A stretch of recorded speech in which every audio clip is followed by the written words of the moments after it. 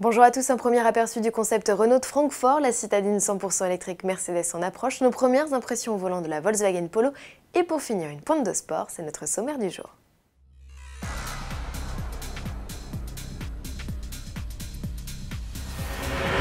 Le clan français n'est que peu représenté au salon de Francfort et si Citroën ne propose pas une grosse affiche sur son stand, on ne peut pas en dire autant de Renault qui arrive en Allemagne avec la Mégane RS et un inédit concept baptisé Symbiose.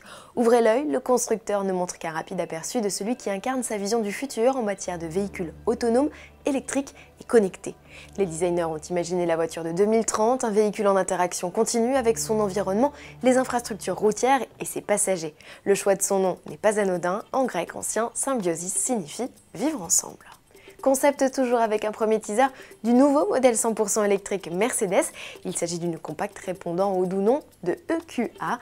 À l'instar du prototype Génération EQ présenté au Mondial de Paris 2016, on retrouve une signature lumineuse, bleue, synonyme d'efficience et des formes rondouillardes.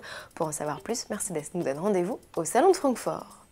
Elle n'a désormais plus de secret pour nous, elle c'est la Polo, la citadine Volkswagen de 6e génération dévoilée en juin dernier, se laisse aujourd'hui essayer.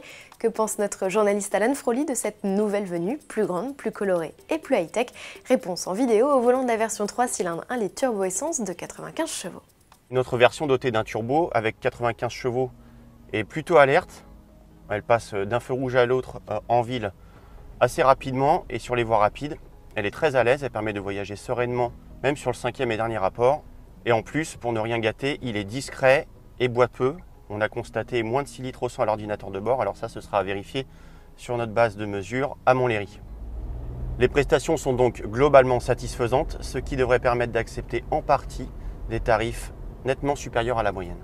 Le ticket d'entrée de la Polo est fixé à 14 430 € avec le bloc essence de 65 chevaux et la finition de base Trendline dépourvue de climatisation. Notre version d'essai, version limitée de lancement, atteint déjà les 19 000 € avec son régulateur adaptatif et ses compteurs 100% numériques. Les prix peuvent grimper davantage pour atteindre voire dépasser les 21 000 € avec les finitions haut de gamme et les blocs essence de 95 ou 115 chevaux. C'est sensiblement plus cher qu'une 208 ou qu'une Clio, mais moins qu'une 1 ou une Mini. Proposée qu'en 5 portes, la Polo fera l'impasse sur les diesels jusqu'à la fin de l'année 2017. Sport pour finir avec le doublé Mercedes et la victoire de Lewis Hamilton en Italie.